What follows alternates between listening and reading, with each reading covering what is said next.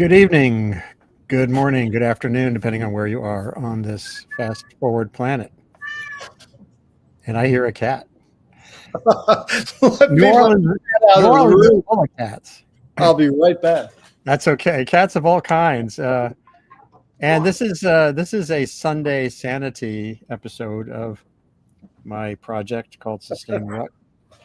And Sunday Sanity, we started years ago in the pandemic. I to keep my own head straight. I would have my musical friends come together when we were all in lockdown, using the miracle of the internet to connect. The one thing you can't do, there's some ways to do it now, is like harmonize or play simultaneously. But we would, on Sunday mornings back then and Sunday evenings now a little bit, we would just get together to stay sane. Had poets and writers and musicians gathering. And today I couldn't resist reaching out to Tom Piazza, who's a longtime writer in various forms, novels, music analysis, music criticism. He's written books on jazz, on country, Jimmy Rogers. He's won a Grammy Award for liner notes for a Martin Scorsese film on fill in the blank. I can't remember. Should I jump in and Yeah, say? yeah. Jump in. What was the thing you got the Grammy? Oh, it was a series back in, what was it, maybe 2003, something like that. Scorsese produced a series of short films or films of some size on the history of the blues. It's called Martin Scorsese Presents the Blues, A Musical Journey. So anyway, he had Wim Wenders and he had Clint Eastwood and he had a whole rogues gallery full of folk there. And they had a box set. They made a box set out of it of 5 CDs, basically charting the history of the blues from even prehistoric times up through the present. And so I wrote the notes for that box and I won a Grammy Award. That's pretty cool. Yeah. And now you stumbled, I wouldn't say stumbled into, after meeting John Prine, who is in my pantheon of songwriters. There's no one higher. There are people at that level, John Lennon, but there's no one I think I've ever experienced as a songwriter who has the certain qualities that John Prine had. Poetic but grounded, simple melodies that hid very complex ideas, lines that cut you like a knife. There's a hole in Daddy's arm where all the money goes. Just how many words is that? 1, 2, 3, 4, 7 or 8 words that just kill. But he could also be freaking hilarious. One of the first songs of his I learned was "Please Don't Bury Me Down in That Cold, Cold Ground. I'd rather have you cut me up and pass me all around. Throw my brain in a hurricane, and the blind can have my eyes, the deaf can kick both up my ears, and if they don't mind the size." So what a character, and he was appropriately embraced by the wider community of musicians.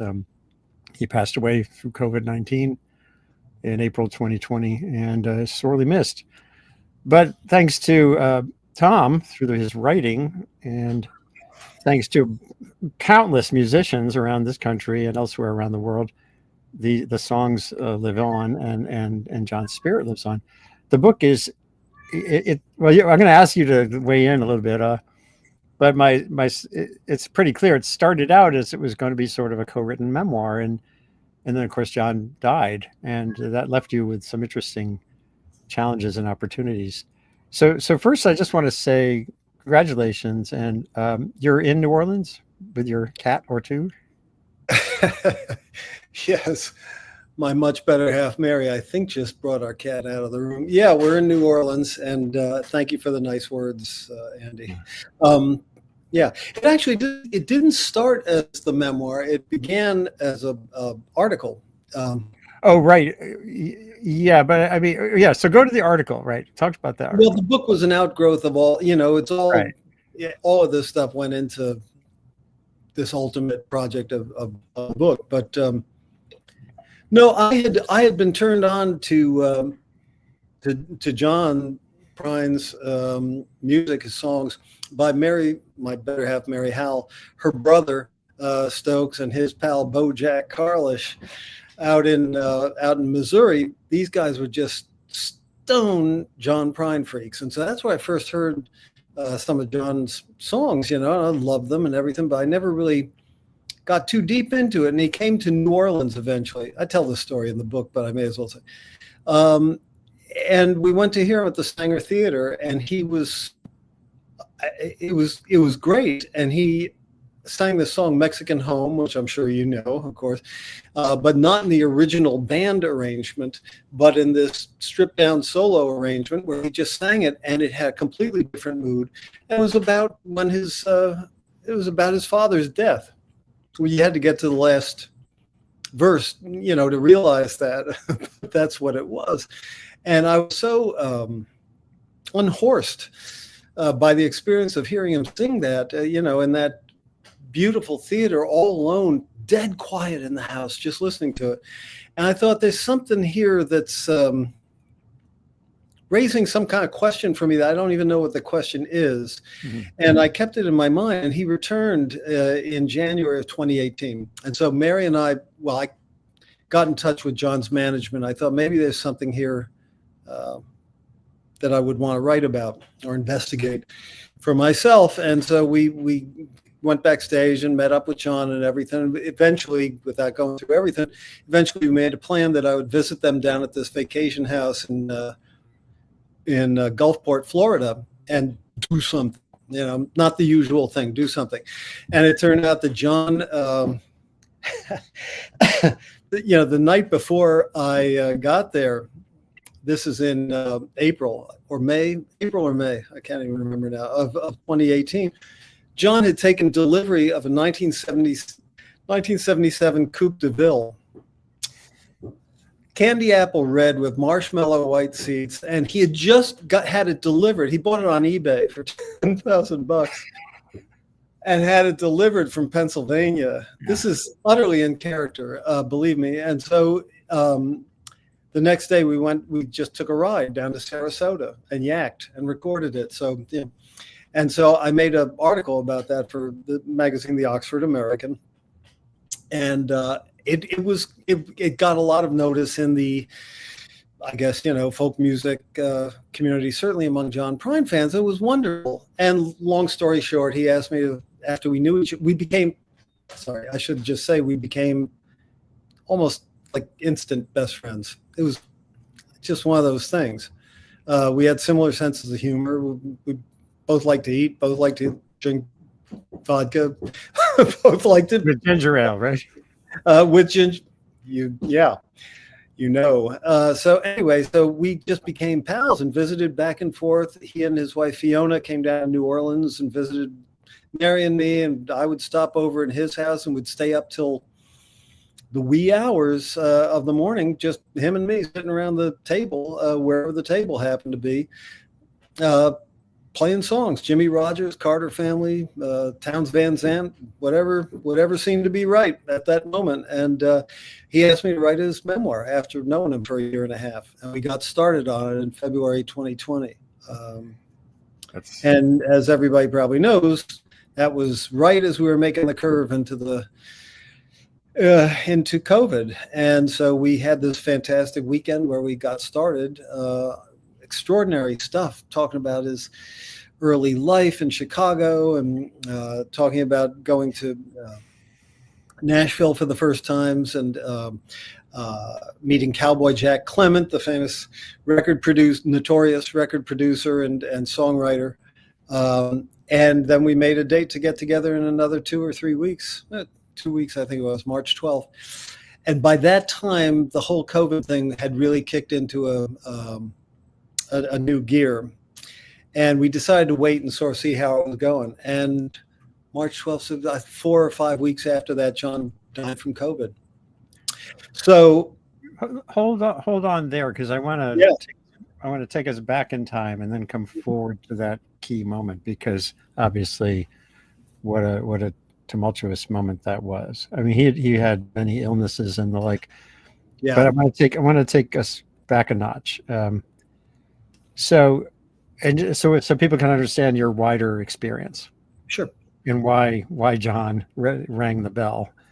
As I mentioned in my post today, I met you and met John Prine's work around the same time in the early 1970s. Yeah. I had no idea. Well, no one knows what journey they'll be on when they're just they're in college.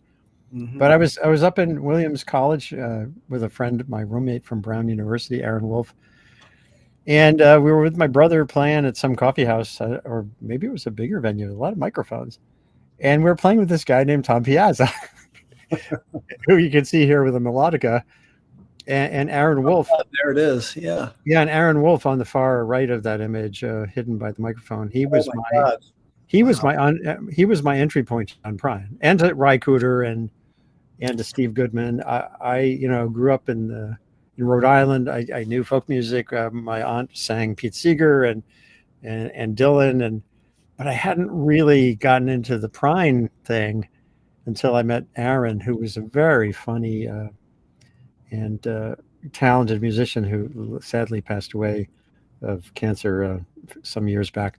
Wow. But so there I am playing with Aaron Wolf, who was my window into Prine with you.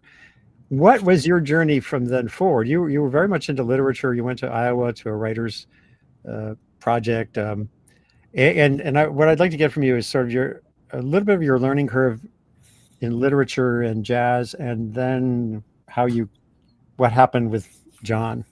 Sure.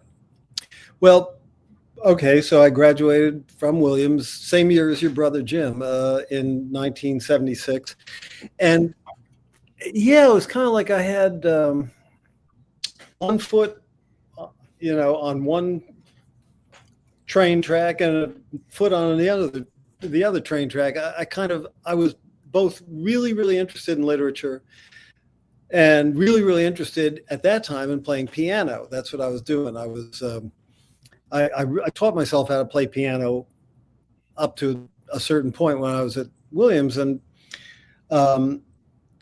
so when I left school, I went to New York City, and I started playing piano gigs and studying with a great teacher named Sanford Gold. But when I was at Williams, I had a number of classes with this professor named Clay Hunt.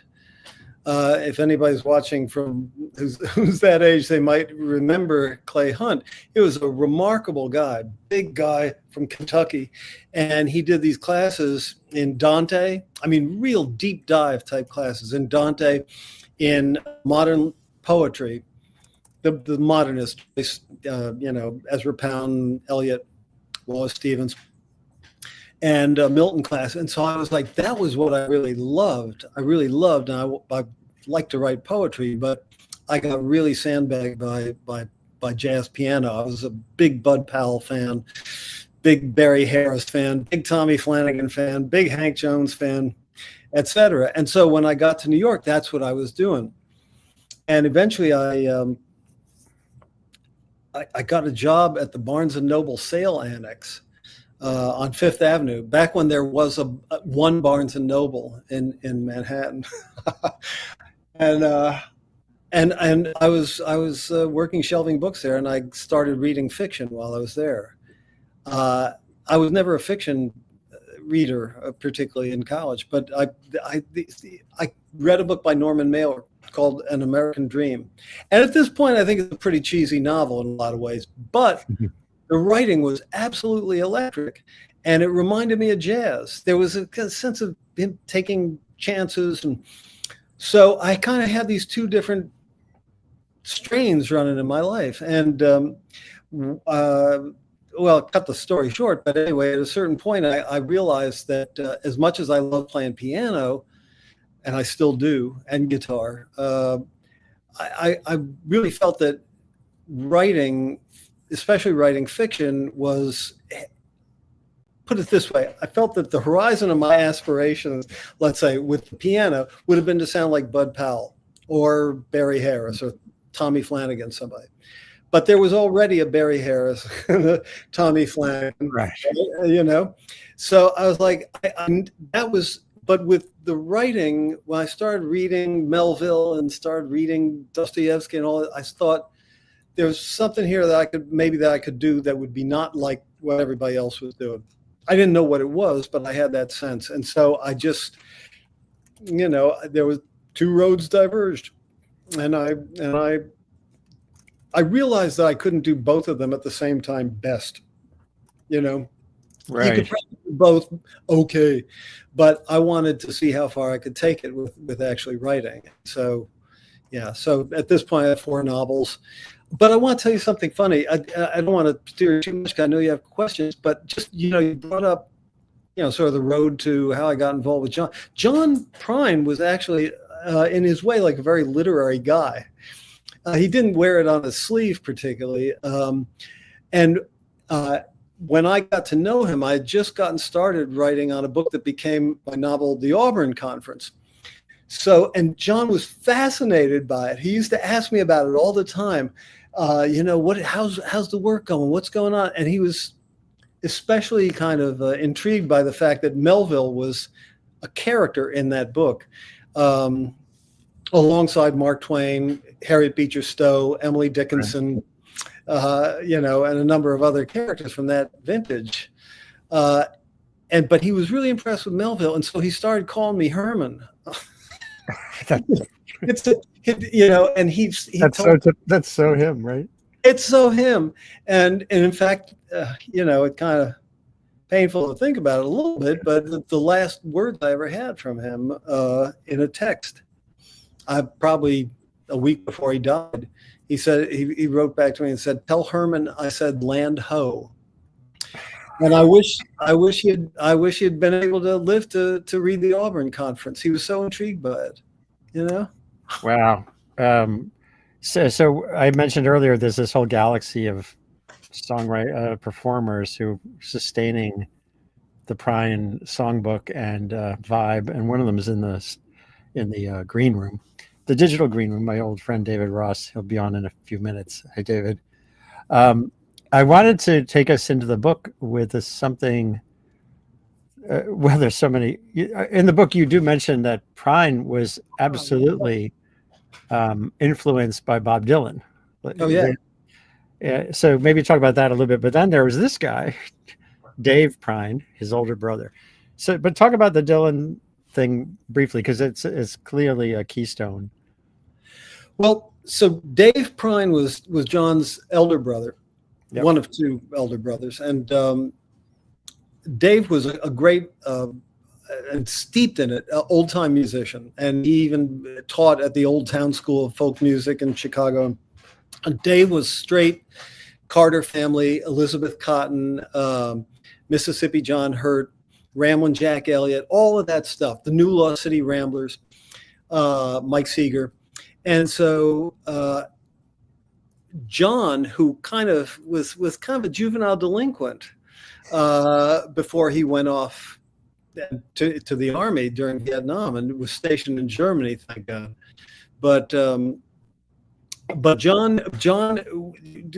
Prine needed somebody to accompany him because Dave was a great fiddle player, great banjo player, very good guitarist too. He played everything, as so many old time musicians do. But so he needed John to sort of be his accompanist on guitar. So he taught John the rudiments, but John got really intrigued by all these musicians, and it was sort of a way out of that whole kind of desperado juvenile delinquent scene that he was inhabiting in his early teens, And one of the things that John told me happened that kind of just busted him open was when he finally saw Bob Dylan on TV. I guess Dave told him Bob was going to be on TV, and so they watched the Steve Allen show, and Dylan was on there, and he played The Lonesome Death of Hattie Carroll. It was interviewed briefly by Steve Allen. Nobody's going to remember who Steve Allen is at this point, except people of a certain vintage. Right. So John said that he just watched that, and he said everything about it just blew him away. Just the way Bob looked, the way he talked, of course, the song and everything. And that, I think, really started him in earnest down that path. Yeah. And of course, Dylan's a literary guy too. Well, yeah. And then Dave, in this section, I love this part of the interview you did with him. He says, among other things, he said, so when he started writing, that's why his stuff, it's real, it's human. If John Prine's songs don't get to you, you are dead. or you've been lobotomized. Yeah, or you're just not paying attention. Not paying attention. I remember him saying that. Yeah. It's just remarkable. And unfortunately, he passed away at age 85. Dave, his older brother, I believe, but just a couple of years. He was a great guy. I have a whole conversation with him after John passed. I went up to Maywood. He was still living in the same town, a few blocks away from the house where they were raised, the whole old boys, you know. And we had this great conversation, which is in the book. And we parted, and he said, "Well, we got to get together and do this and really play some music." And I was like, "Absolutely, man!" And then he passed away before we could do that. It's definitely. Yeah. I wish it hadn't happened that way. Yeah. There's one other comment I want to bring in here. Jeff Hanna, who was part of the Nitty Gritty Dirt Band. I was scoping out some stuff about John and his influence, and he was on their "Will the Circle Be Unbroken" Part 2. Yeah. Which came out in the late 80s. The first one, I had John McEwen on here a month or two ago talking about that first album, which is so pivotal for me. But just listen here briefly to what Jeff says. I'm going to cue it up. Hold on. Prine's name has been in the discussions for this project at the very beginning. Because, as I said, he's kind of like he continues that tradition of the sort of strolling minstrel with his guitar, singer songwriter. But John's got that element of which Bob Dylan kind of before John had is that continuing in that tradition of Woody Guthrie and Jimmy Rogers, that songwriter that sees stuff, and he can talk about serious things in a humorous way and humorous things in a serious way. That line in particular really struck me. Can you briefly talk about his humor? And there's another line in the book that gets at this too. I included it in my post today. His nonchalance around the seriousness of the human condition, basically. Yeah. And I think I said a nonchalance attitude toward impending disaster or something. Exactly right. Well, John was unique, man. It's very hard there was always a kind of a edge, not a bad edge, but kind of a awareness of the, I think I do quote in the book a thing that the Mississippi novelist Barry Hannah, Barry Hannah's writing, great, terrific writer. And I heard him say one time, he said, "Good old boys know there's something unsmiling at the heart of things. That's why we like to laugh." And I always felt that kind of applied to John, I mean, you listen to a song like Unwed Fathers or Sam Stone, or, I mean, go through the list.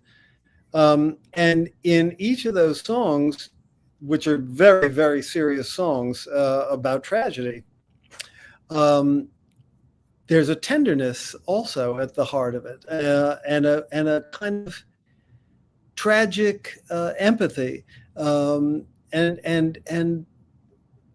tenderness toward people who are suffering. So he always had that, and at the same time, he was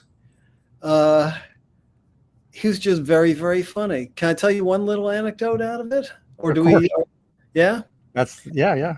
We went to see, actually, I'm quoting from the book, but it always struck me.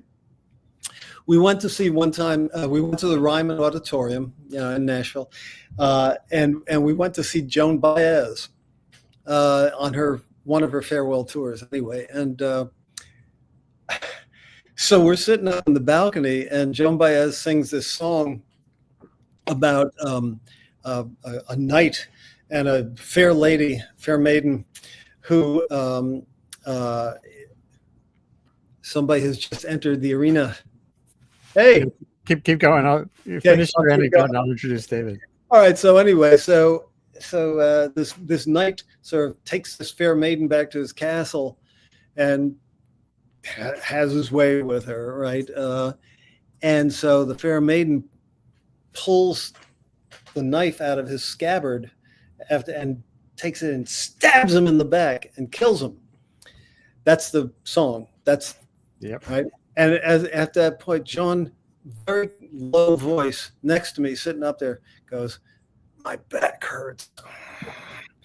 Right. And it was like right away. I was sitting there. I had this pal in 6th grade, Billy Carrollin, who used to he could do nothing and crack me up, and I'd get caught and get punished for laughing at what this, So it was the same kind of thing with John. He was very, very funny all the time, and even when he was being really serious. Yeah, just like Jeff Hanna said. One of my great regrets is I never saw him in concert, and nor met him. But it's been fun reading the book because it's taking me right into that space.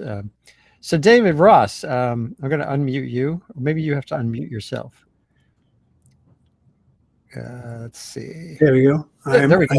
So let me just, David Ross, I've known for a very long time. We were compadres in the Hudson River Valley. David comes from the world of the arts. He was the head of the Whitney Museum of American Art at one point, among many accolades. But he's also a marvelous musician. We used to run this thing called Breakneck Ridge Review. We played a lot of Prine, and I thought it'd be fun to bring him in. There's one other person who might join as part of that mosaic of musicians around the world who are kind of continuing the Prine journey, helping to sustain the songbook. David, how you doing? I'm well, and pleasure to hear you talk about Prine. Like Andy, I never met him, but I've always thought of him as like a really important American artist. He's he tells American stories. Yeah. There's something essential working class American about him, and but there's also a kind of honesty and dark humor, that I've always appreciated, and sadness. I'm a connoisseur of sad songs, and he's got a lot of them, and I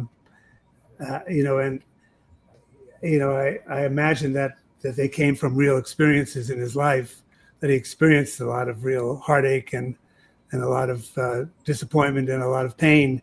And of course, the latter part of his life after he got sick, I'm sure was extremely painful and difficult for him. But he kept on, and he never complained. And he was true. Yeah. He's a great character in that regard. Well, just briefly, I had highlighted this passage from the book about Grandpa was a carpenter because it so encapsulates the idea of him painting with words. A word picture about a working man. His grandfather, he knew how to put a copper penny into a burned out fuse. Mm-hmm. And those little details, half the people, 3/4 of the people who heard the song probably didn't understand what that was about. But if they wanted to, it would lead you into something very concrete. Well, I think one of the things that is so extraordinary about what he managed to bring off is that he had that ability, and Dylan sort of has this too, right?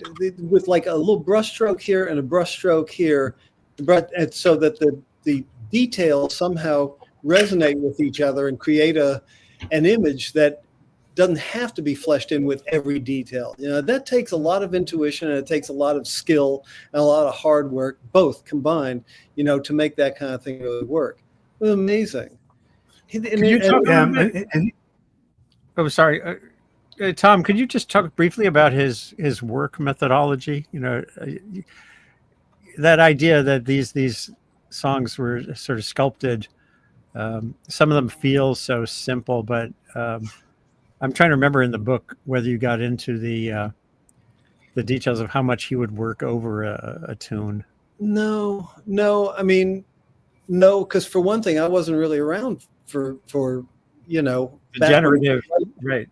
Back when he was writing those songs, and I met him just after, when we got together was just after he had completed his final record, the Tree of Forgiveness.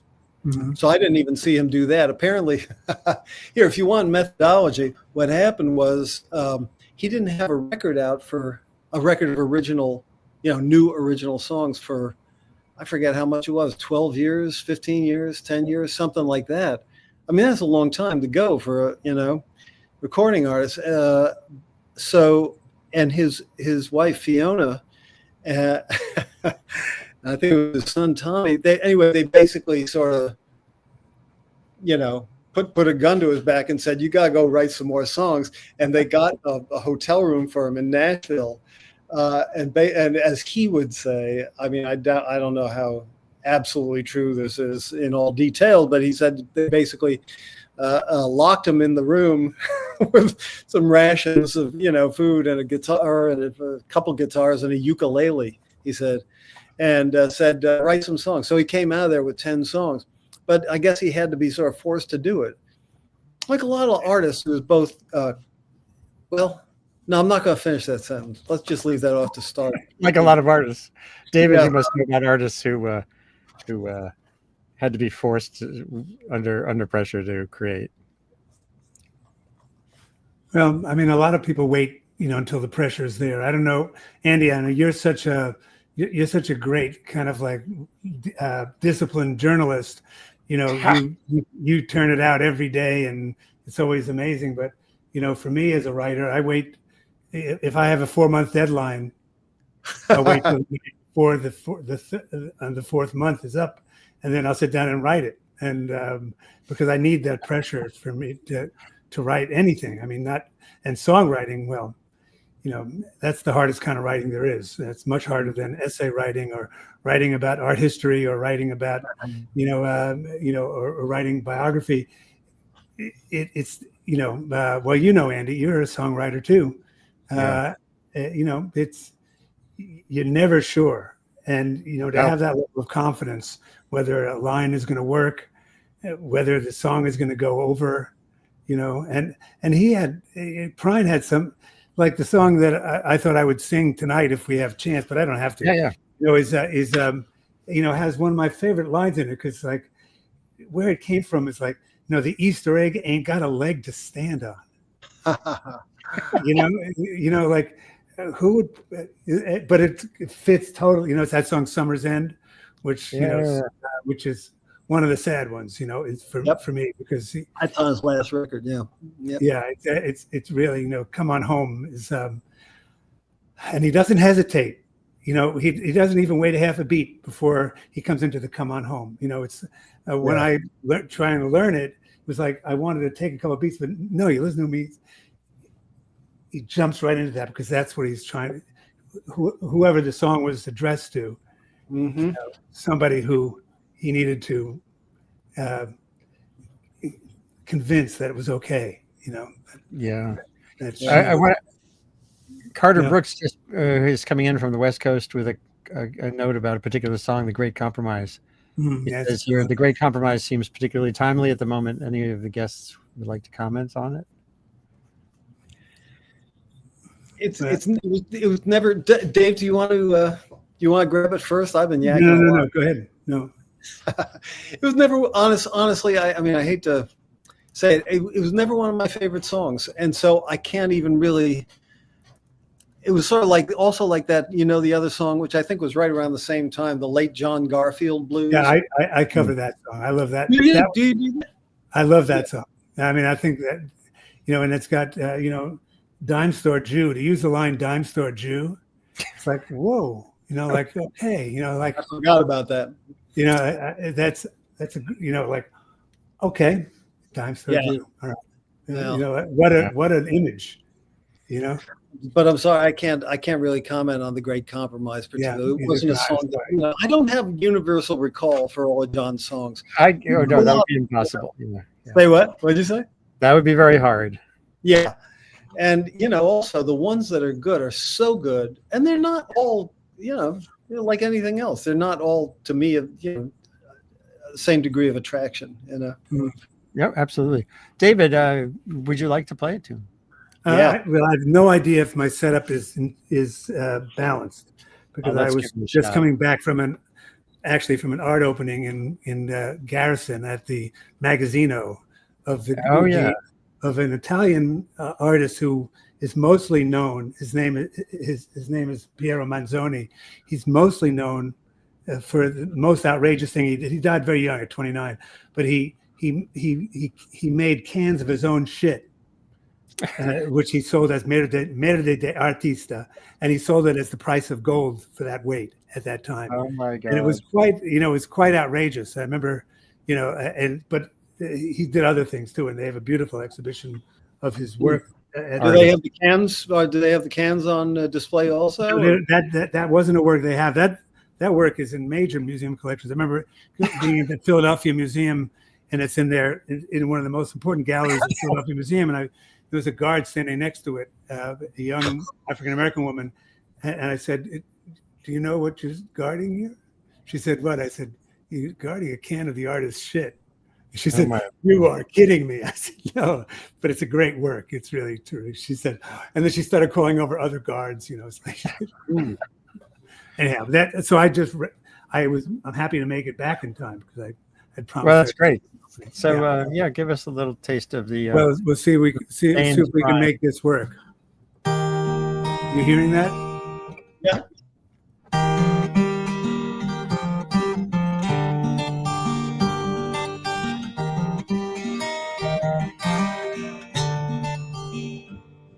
Well, summer's in, around the bend just flying. Swimming suits are on the line just drying.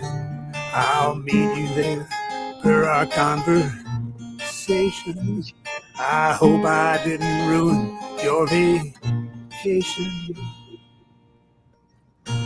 Well, you never know how far from home you're feeling until you watch the shadows on the ceiling. Well, I don't know, but I can see it snowing. In your car, the windows are wide open. Come on home. Come on home. You don't have to be alone. Just come on home.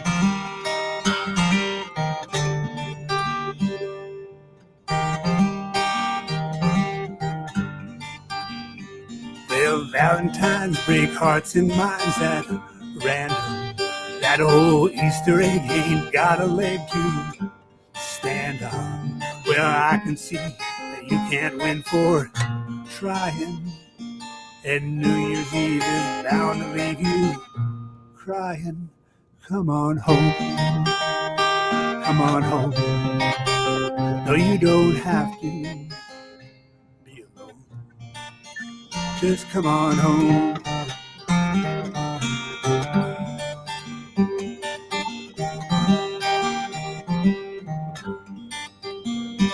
Well, the moon and stars hang out in bars just talking.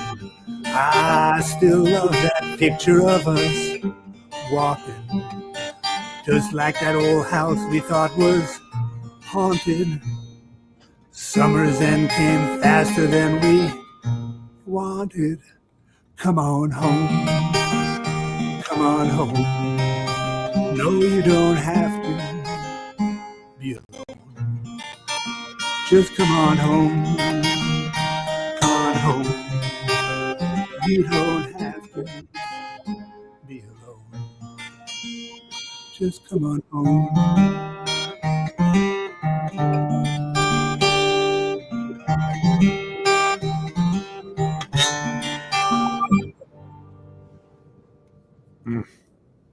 Yeah.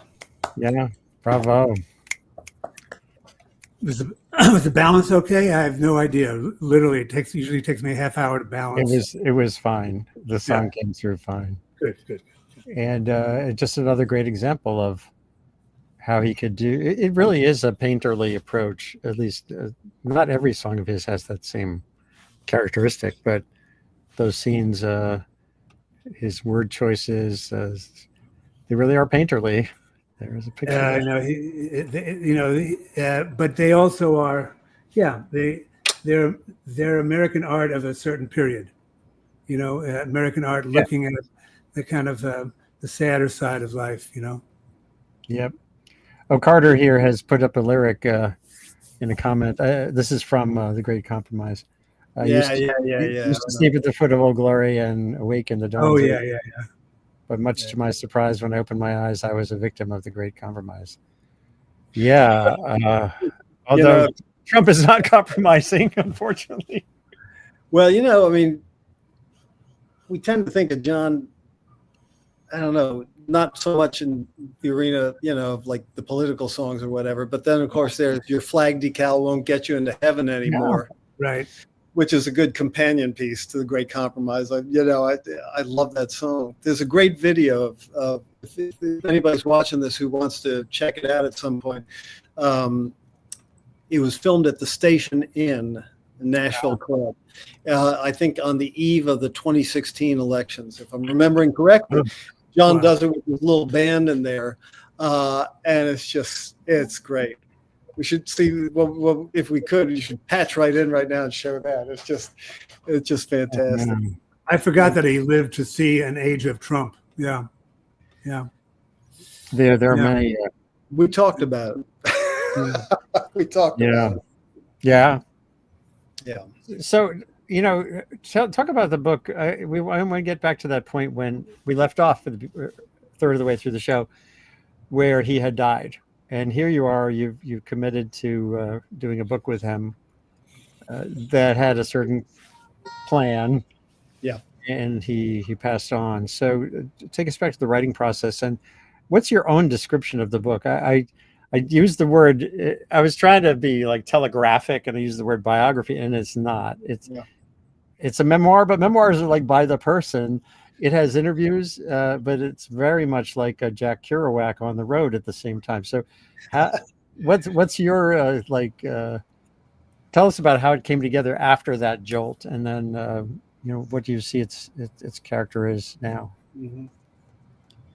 Yeah, the word memoir is problematic, but so is the word novel. All these genres, the borders are so porous. They leak all over the place. And so we got this. All right. So John and I decided we were going to do this. He and Fiona began contacting publishers who might want to do it. There was a lot of interest. This is back in 2020, spring of 2020. And so we got this phenomenal start at the end of February 2020. I think I said, talking about his early years, his family in Kentucky, his early years playing music in the folk clubs in Chicago, meeting Chris Christopherson, who brought him, at the behest of Steve Goodman, brought him to Atlantic Records. And so we talked about all that. And then we talked about the next day, we went to Cowboy Jack Clement's studio in Nashville. Cowboy Jack Clement being... music heads will know it, but just briefly, just a fine songwriter, music producer, and just this kind of larger than life character. I think I call him a Falstaffian bon vivant.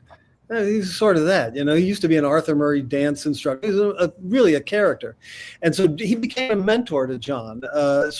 Stepped into the role maybe that Dave, his elder brother Dave, had from a few years before, And so where am I going with this? He talked about all this stuff. We got this great start on it in February, late February, and then 6 weeks later he was gone from COVID. So what do you do at that point?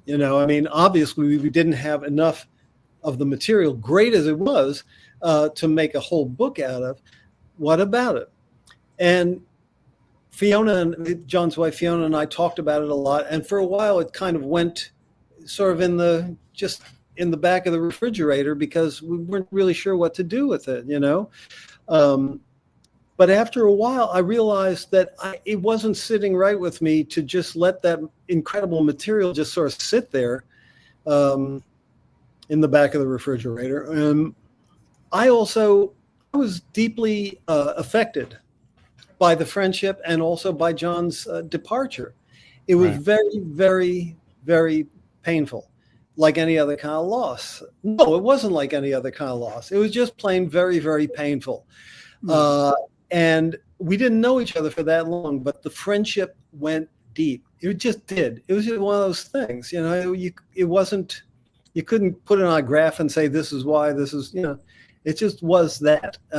And so I realized that I wanted to write a book that was about both things, you know, that was about the time that we had together, and then also the nature of that loss, and what do you do about a loss like that to manage it in your life. And I realized that I was writing a book about mortality and a book about what do you do about mortality, you know? And with John, it was kind of how to keep him alive in a way, in my heart, in his fans. I mean, he's got fans.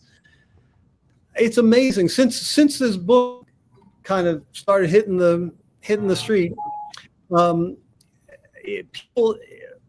his fan base is incredible, and they're passionate, and they love John. So I thought, this is something I can do for me, and this is something I can do for the fans too, you know. And I tried my best in the book to bring John alive on the page, you know. That was what I wanted to do, because he was gone. I can't wait to read it. I'm really looking forward to it. I'm looking forward to reading this book, because I want to know more about him, and there was a kind of a mystery to him also, you know. So what do you mean? I mean, if you didn't know, if you just knew him through his songs, and didn't follow him as like a fanboy, and like just like, wow, you know, how can somebody be that real and that funny and that sophisticated and also that unsophisticated at the same time, you know? Like he had this combination of being a really sophisticated songwriter, but some of the stuff is just like so wonderfully kind of like corny and silly, you know. And he wasn't afraid to be silly. Yes, that's really true. He was an entertainer. He understood about entertaining, right? And he probably didn't take himself all that more seriously than that, right? In the book, yeah, you talk about him as very much in a relationship with his audience and during shows. Oh, yeah.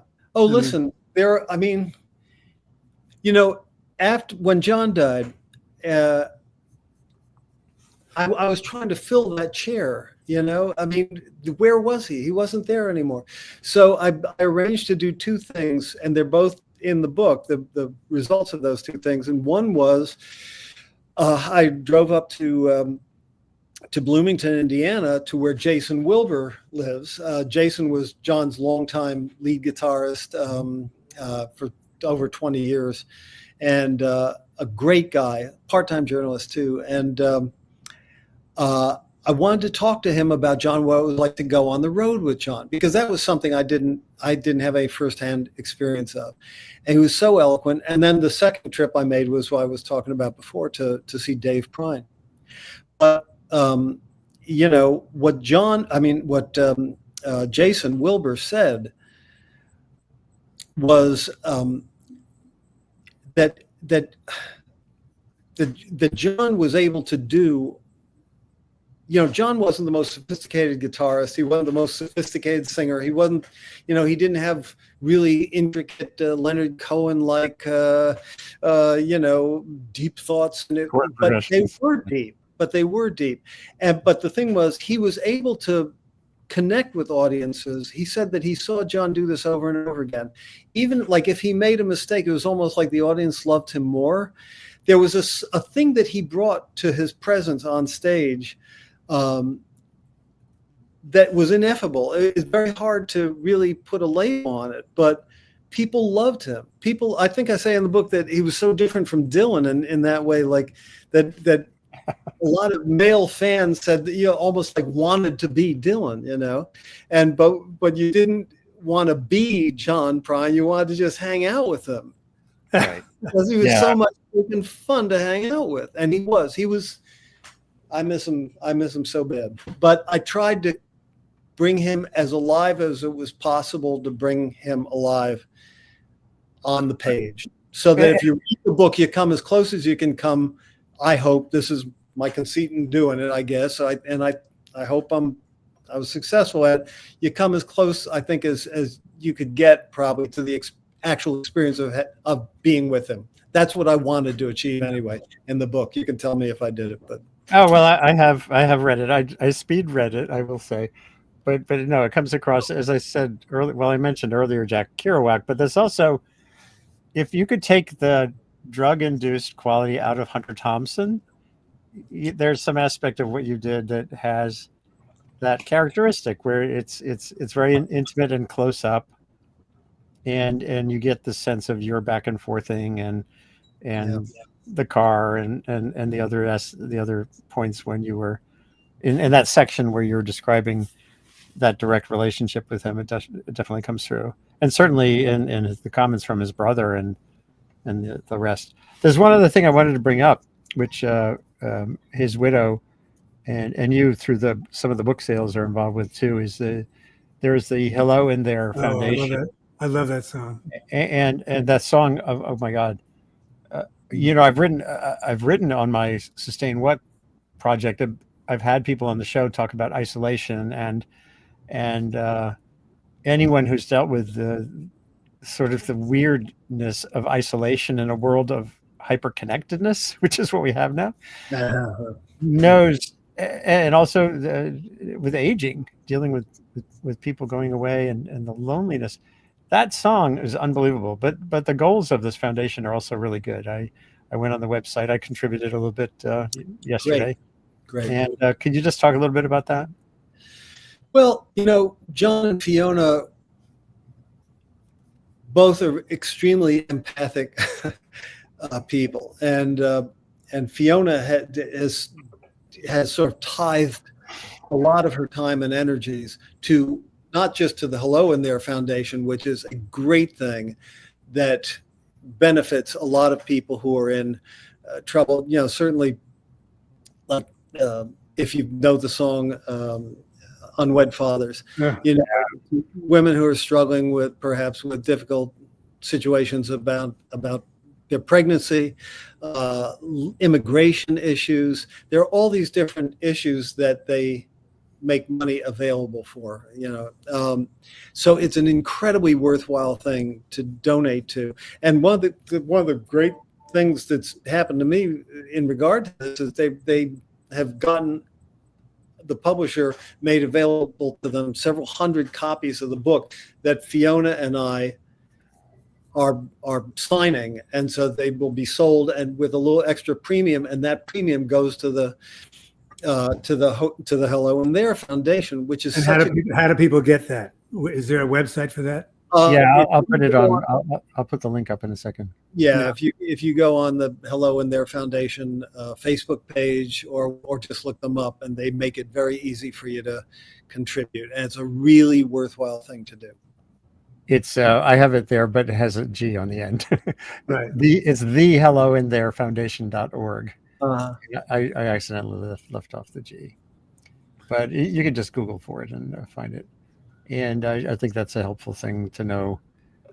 His songs mean a lot to people, and these issues have become as intensified as they possibly can be. Yeah. Well, are you going to sing a song, Andy, or? Well, I was going to ask Tom if you might.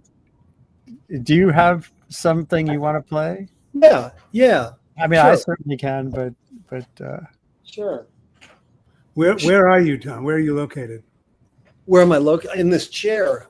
New Orleans. New Orleans. Yeah. Oh, great. New Orleans, where I've lived for 31 years, which I can't believe. You know John Fishback at all? Yeah, I sure do. Yeah, I didn't know John. Oh, he lives there, right? He's in Beacon and New Orleans. Yeah. Yeah. Yeah, he's one of my closest friends. I love John. He just came back. He's just back in New Orleans just yesterday. Is he back in town now? Yeah.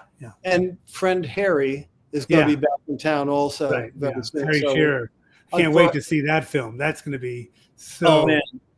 It's getting Oh, yeah. great reviews. You know, Yeah, the sequel. The sequel to Spinal Tap. Yeah. All right. Can you hear this? Yeah. Yeah. All right. So this is the song. This is the song that I heard that first time I heard him play at the Sanger Theater. It made me cry. I'm not gonna cry now. Promise.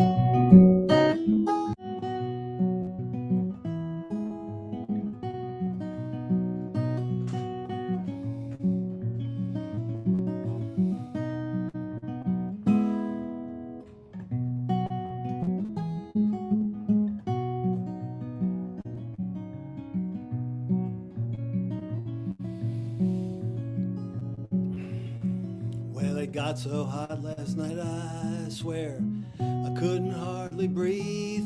The heat lightning burned the sky like alcohol. I sat on the porch without my shoes, watched the cars roll by as the headlights raced to the corner of the kitchen wall. Mama dear, your boy is here, far across the sea, waiting on that sacred core that burns inside of me. And I feel a storm all wet and warm, not 10 miles away, approaching my Mexican home.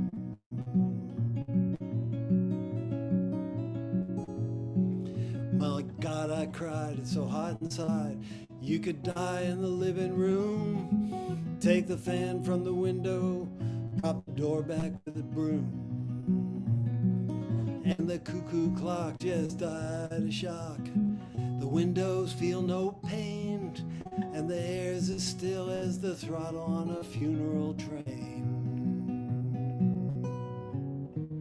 Mama dear, your boy is here, far across the sea, waiting on that sacred core that burns inside of me. And I feel a storm all wet and warm, not 10 miles away, approaching my Mexican home.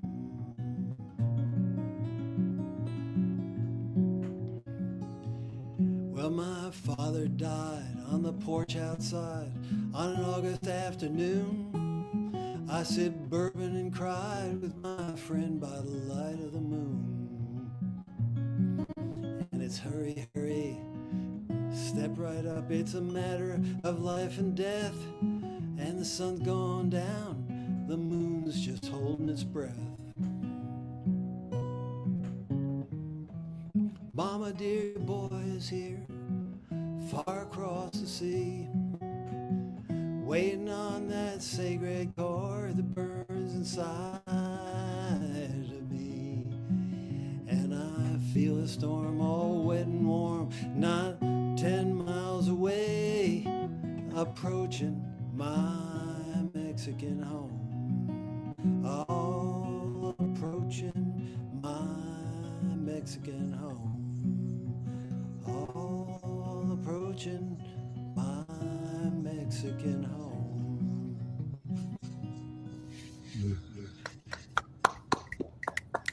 Beautiful.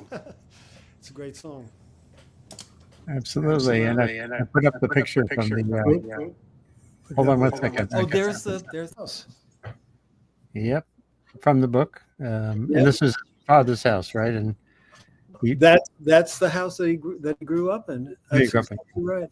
And as an interesting detail, when we were taking that first ride in Florida in his Cadillac there, his Coupe de Ville, at one point we were talking about mortality, and we were talking about our father. This is all in the book, but we were talking about our fathers. And I said, my dad was born on August 16th. And I remember, and he said, wait a second. Stop. He said, what'd you just say? I said, my dad was born on August 16th. And he said, that's when his father was born. Wow. John's father was born on August 16th, a different year. But, and we both kind of were like, well, that was a little strange. Anyway, there it is. There it is. Yeah, a lot of cosmic things go on with his music. But we're at the end of the hour. We could go on a little longer, depending on your interest. But I just wanted to make sure everyone understands that this is a very special book. And let me bring it back up onto the screen so people can keep track of that. Let's see, I've got it right here. Hold on a second. Oh, Andrew. I got it if you don't. Oh, yeah, you can hold it up. Probably that's your own book, I guess. Yeah. Here, I'm going to show this. Hold on one more second. Share screen. There's no producer behind the curtain here. It's just me. You close the book with Walt Whitman poetry and a line about John that feels powerful. This isn't like a spoiler, right? But you talk about how listening to John, singing along with him or with each other, we can share time, see and hear the same thing, walk the same road for those minutes. A key part of the book is the title, which is Living in the Present. And you talk about how he was there. He was there in those moments. You say we generate a current, then make a moment that transcends the moment, even if only briefly. So the words the end, meaning at the end of the book, don't really seem fit here. John's spirit, everything that is just beyond the reach of words remains. We're so lucky that by hearing his voice or singing his songs, we can summon that spirit, living while we can in the present. Beautifully, a beautiful kind of an ending for the book. Well, it's so funny when they showed it to me initially. You have John coming out of this, well, I don't know, almost like a cavernous space. And I looked at it, I thought, gee, I'm not sure how I feel about that. But as I've lived with the book, with the book's jacket over these months, I realized it's exactly the right image, And of course, the title takes off from he had a song called Living in the Future. You know that one? I don't know that song. We're living in the future. I'll tell you how I know. I read it in the papers 15 years ago. And so when I did that initial, road trip with John and wrote the article for the Oxford American, I called it Living in the Present with John Prine. And so I figured that was a good title for the book, too. So it is. And here, here. I want to be sure that, hold on.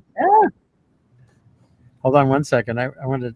That sounded like Angel from Montgomery. Well, yeah. Let me you. We've done something else. That's an important part of what's out there now is other people singing his songs.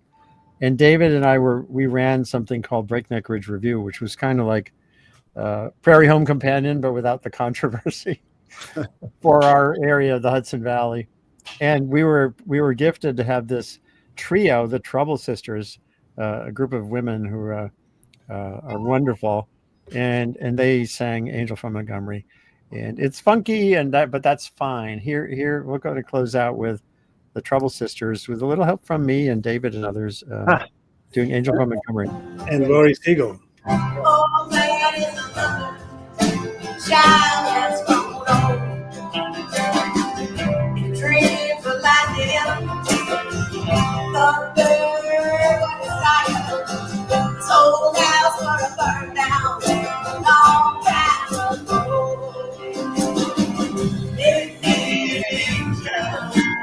God is from Montgomery. Make me a closer. Dan, no. Best game to our day.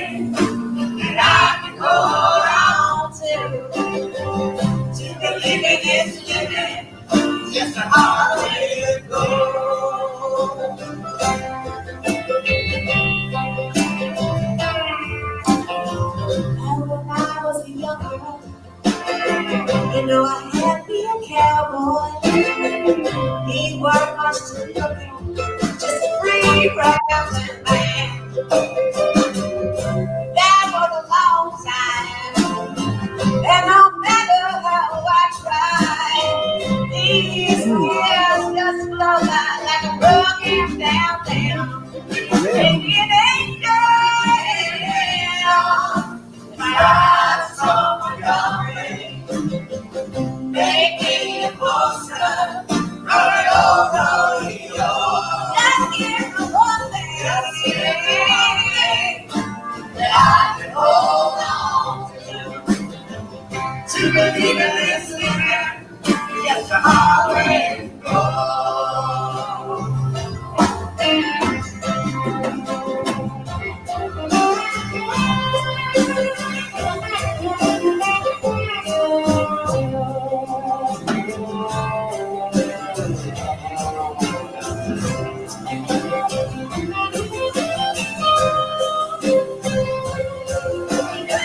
Patrick Jones is amazing. In the kitchen, I can hear all the buzzing, and I ain't done nothing since I woke up today. How the hell can a person go to work in the morning, come home in the evening, and have nothing to say? And it ain't fair. That's all my going. Making a poster of the whole rodeo. Just give me one thing that I hold on to believe in this living. Just a hard way to go. To believe in this living. Oop. Oh, sorry. It's just a hard way to go. Listen to her here. I said it's a hard. Don't you know it's a hard? It's just a hard way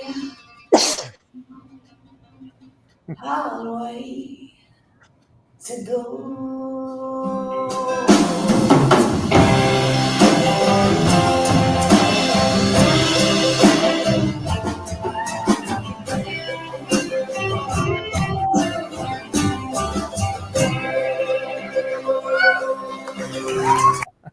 Yeah, Laurie Siegel singing it. Big Wow. ending. She was Power. amazing. Yeah, we used to sing with her frequently. So thanks so much, Tom Piazza, for spending this time with us and Pleasure. for writing a book Pleasure to that meet you. really- Maybe I'll see you down in New Orleans sometime. Come on down. Yeah, Come on down, man. I got a beer waiting for you. I'm hoping to get there for the Folk Alliance meeting in February. Yeah, that's when we're going to go. And Bruce Good, Molsky's good. Bruce Molsky's doing a special event during the Folk Alliance, so we're thinking of going down. Bruce Molsky, you said? Yeah, Yeah, you know Bruce. Larry. He's another Beacon guy here. Yeah. Oh yeah, I guess I knew that. I always associated him with Boston because of He Berkeley teaches in up there. Boston. But Yeah, of course, teaches. Bruce is a great guy. Good. Yeah. Good pal. So thanks again. We're going to go off the air now. This is Andy Revkin. This is Sustain What, the Sunday Sanity edition of my project, which has been going on for 5 years, like 600 of these, and hopefully helping the world get a little bit clearer amid all the murk and crap out there. Music helps enormously, and the creativity of John Prine, as you can see and hear, is sustained by all the people who carry on the tunes, and by Tom Piazza, who's carried on the vibe through his new book. Hold Thank you, on. man. Hold on just Looking one forward second. to it.